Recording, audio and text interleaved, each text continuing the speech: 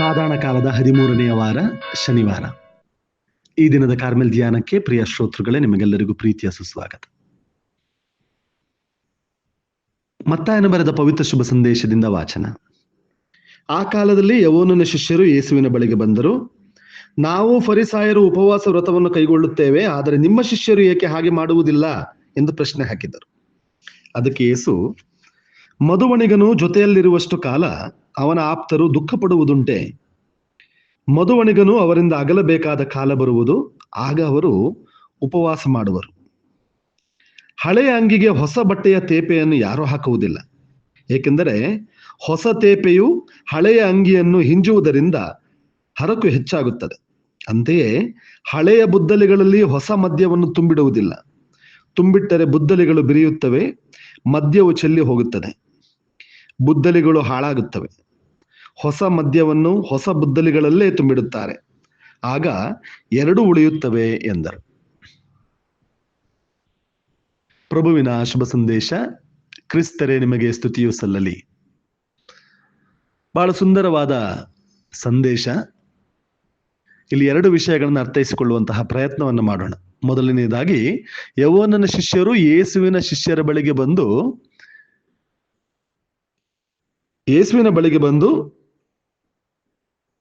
ಯೇಸುವಿನ ಶಿಷ್ಯರ ಬಗ್ಗೆ ಪ್ರಶ್ನಿಸುವುದನ್ನ ಆಲಿಸುತ್ತೇವೆ. ನಿಮ್ಮ ಶಿಷ್ಯರು ಏಕೆ ಉಪವಾಸ ಮಾಡುವುದಿಲ್ಲ? ಉಪವಾಸ ಮಾಡುವುದರ ಉದ್ದೇಶ ನಾವು ದೇವರ ಬಗ್ಗೆ ಸ್ವಲ್ಪ ಹೆಚ್ಚು ಆಲೋಚಿಸುವಂತಹ ಪ್ರಯತ್ನವನ್ನು ಮಾಡುವಂಥದ್ದು, ದೇವರ ಮೇಲೆ ನಮ್ಮ ಚಿತ್ತವನ್ನು ಕೇಂದ್ರೀಕರಿಸುವಂಥದ್ದು. ಕೇವಲ ಆಹಾರದಿಂದ ನನ್ನ ಜೀವನವಲ್ಲ, ದೇವರು ನನ್ನ ಸೃಷ್ಟಿಕರ್ತ, ಎಲ್ಲವೂ ಆತನ ಅನುಗ್ರಹದಿಂದಲೇ ಆಗುತ್ತದೆ ಎಂಬುದನ್ನು ಅರ್ಥೈಸಿಕೊಳ್ಳಲು ಉಪವಾಸ ಒಂದು ದಾರಿದೀಪ.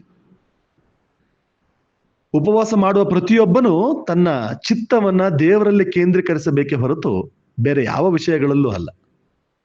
ಇಲ್ಲಿ ಯವೋನನ ಶಿಷ್ಯರು ಯೇಸುವಿನಲ್ಲಿ ಬಂದು ಅವರೇಕೆ ಉಪವಾಸ ಮಾಡುವುದಿಲ್ಲ ಎನ್ನುವ ಪ್ರಶ್ನೆಯಲ್ಲಿಯೇ ತಮ್ಮ ಚಿತ್ತ ಇನ್ನೂ ದೇವರಲ್ಲಿ ಕೇಂದ್ರೀಕೃತವಾಗಿಲ್ಲ ಎಂಬುದು ವ್ಯಕ್ತವಾಗುತ್ತದೆ. ಆದ್ದರಿಂದಲೇ ಯೇಸು ಅವರ ಪ್ರಶ್ನೆಗೆ ಉತ್ತರವಾಗಿ, ಮಧುವಣಿಗನು ಅವರ ಜೊತೆಯಲ್ಲಿರುವಾಗ ಉಪವಾಸ ಮಾಡುವಂತಹ ಅವಶ್ಯಕತೆ ಬರುವುದಿಲ್ಲ. ಅಂದ್ರೆ ಅವರು ದೇವರ ಇರುವಿಕೆಯನ್ನು ಅರಿತಿದ್ದೇ ಆದರೆ, ಅವರು ಅನ್ಯೋನ್ಯವಾಗಿ ದೇವರಲ್ಲಿ ಒಂದಾಗಿದ್ದರೆ ಅಲ್ಲಿ ಉಪವಾಸದ ಅವಶ್ಯಕತೆ ಬರುವುದಿಲ್ಲ. ಉಪವಾಸ ಯಾರಿಗೆ ಬೇಕು? ಯಾರೆಲ್ಲ ದೇವರಿಂದ ದೂರ ಇದ್ದಾರೆ, ದೇವರ ಪ್ರಸನ್ನತೆಯನ್ನು ಅರಿಯಲು ವಿಫಲರಾಗುತ್ತಿದ್ದಾರೆ.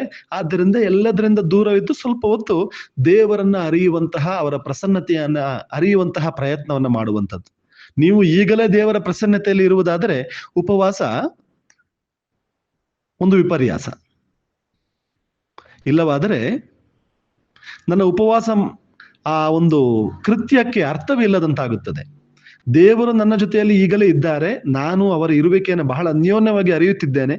ಅಂತಹ ಸಮಯದಲ್ಲಿ ನಾನು ಉಪವಾಸ ಮಾಡಿದರೆ ಈಗಾಗಲೇ ಹೇಳಿದಂತೆ ಅದೊಂದು ವಿಪರ್ಯಾಸ. ಇದು ನಾವು ಅರ್ಥೈಸಿಕೊಳ್ಳಬೇಕಾದಂತ ಒಂದು ಸಂದೇಶ. ನನ್ನ ಧಾರ್ಮಿಕ ಕ್ರಿಯೆ, ನನ್ನ ಧಾರ್ಮಿಕ ಚಟುವಟಿಕೆ ನನ್ನನ್ನ ದೇವರಲ್ಲಿಗೆ ಕೊಂಡೊಯ್ಯಬೇಕು, ನನ್ನ ಚಿತ್ತವನ್ನ ದೇವರಲ್ಲಿ ಕೇಂದ್ರೀಕರಿಸುವಂತಹಾಗಿರಬೇಕು. ಇಲ್ಲವಾದರೆ ಅವೆಲ್ಲವೂ ಅರ್ಥಹೀನವಾಗುತ್ತವೆ. ಎರಡನೆಯದಾಗಿ, ಇದೇ ಸಂದರ್ಭದಲ್ಲಿ ಪ್ರಭು ಯೇಸು ಕ್ರಿಸ್ತರು ಇಂದು ಇನ್ನೊಂದು ವಿಷಯವನ್ನ ಮಂಡಿಸುತ್ತಾರೆ. ಹಳೆಯ ಅಂಗಿಗೆ ಹೊಸ ಬಟ್ಟೆಯ ತೇಪೆಯನ್ನ ಯಾರು ಹಾಕುವುದಿಲ್ಲ. ಈ ಮೂಲಕ ಹೊಸತನ ಮತ್ತು ಹಳೆಯ ವಿಷಯಗಳ, ಸಂಪ್ರದಾಯ ಮತ್ತು ಆಧುನಿಕತೆಯ, ಹಳೆಯ ಚಿಂತನೆ ಮತ್ತು ಆಧುನಿಕ ಚಿಂತನೆ, ಇದರ ನಡುವೆ ಇರುವಂತಹ ಸಂಘರ್ಷದ ಬಗ್ಗೆ ಪ್ರಭು ಯೇಸು ಕ್ರಿಸ್ತರು ವಿವರಿಸುತ್ತಾರೆ. ಪ್ರಭು ಯೇಸು ಕ್ರಿಸ್ತರು ಆ ಹೊಸತನವನ್ನ ತಂದಿದ್ದರು, ಆದ್ದರಿಂದ ಅವರು ಹೊಸ ದಾರಿಯನ್ನು ಹಿಡಿಯಬೇಕಿತ್ತು. ಇಲ್ಲವಾದರೆ ಮತ್ತೆ ಹಳೆಯ ಹಾದಿಯಲ್ಲಿ ನಡೆಯುತ್ತಾ ಹೊಸತನವನ್ನು ಸ್ವೀಕರಿಸುವುದು ಅಸಾಧ್ಯವಾಗುತ್ತಿತ್ತು. ಆದ್ದರಿಂದ ಪ್ರಭು ಯೇಸು ಕ್ರಿಸ್ತರು ಯವೋನನ ಶಿಷ್ಯರಿಗೆ ಈ ವಿಷಯಗಳನ್ನು ಹೇಳುವ ಮೂಲಕ, ನನ್ನಲ್ಲಿ ಆ ಹೊಸತನವಿದೆ, ನಾನು ದೇವರ ಪ್ರೀತಿಯ ಆ ಹೊಸತನವನ್ನ ಕಲಿಸಲು ಬಂದಿದ್ದೇನೆ. ಆದ್ದರಿಂದ ನೀವು ಎಲ್ಲವನ್ನ ಹಳೆಯ ಆ ಸಾಂಪ್ರದಾಯಿಕ ರೀತಿಯಲ್ಲಿ ನೋಡುವುದರ ಬದಲಾಗಿ ಹೊಸ ರೂಪದಲ್ಲಿ, ಹೊಸ ಆ ಮನೋಭಾವನೆಯಲ್ಲಿ ನೋಡುವಂತಹ ಪ್ರಯತ್ನವನ್ನು ಮಾಡಿ ಎಂಬುದಾಗಿ ಪ್ರಭು ಯೇಸು ಕ್ರಿಸ್ತರ ಆಹ್ವಾನ ನೀಡುತ್ತಾರೆ. ಎಷ್ಟೋ ಬಾರಿ ನಮ್ಮ ಹಳೆತನವನ್ನ, ನಾವು ಬೆಳೆದು ಬಂದಂತಹ ರೀತಿಯನ್ನ, ನಾನು ಯೋಚಿಸುವಂತಹ ವೈಖರಿಯನ್ನ ಬದಲಾಯಿಸಲು ನಾವು ಸಿದ್ಧರೇ ಇರುವುದಿಲ್ಲ. ಹೊಸತನವನ್ನು ಅನುಭವಿಸಬೇಕಾದ್ರೆ ಹಳೆಯ ಚಿಂತನೆ ದೂರವಾಗಬೇಕು.